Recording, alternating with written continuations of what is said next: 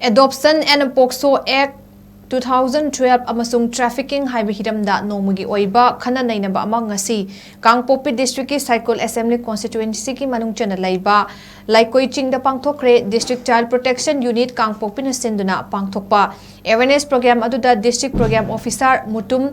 Laimatombi District Child Protection Officer Rina Moirangthem Amasung LEIKOICHING Village ki Head Daniel na thorom ki athoiba mitung thoromapu amasung akhanaba mitung oina saruk yaki Awareness Program aduda Saragi Program Manager Gyan Lakshmi Thongamna Adoption gi matangda aduga SCPS ki Program Officer Mala Laistramna Pocso Act amasung Trafficking gi matangda Resource Person oina uangangki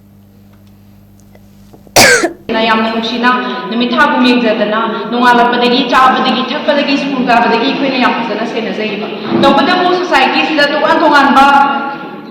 ekhoigi crime haigadra anamgi mathak sida ekhoigi cha sinde da saba da nate mayama tongan manumai da thodok mayama thoeba protection darkar oiba aduna ekhoina malem sida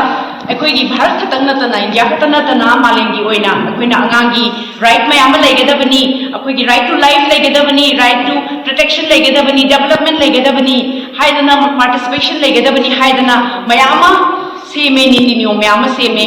loina na tongan ba mayama ain mayama seme ba karigidamakta madubu pangthokna bugida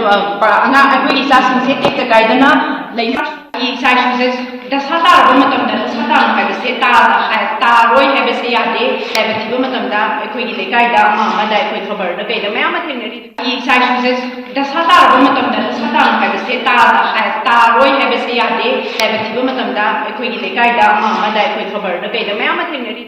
aduna angang yusage haiba matamda kamai tawdedi ekhoigi khangna sana ba mana lekai amada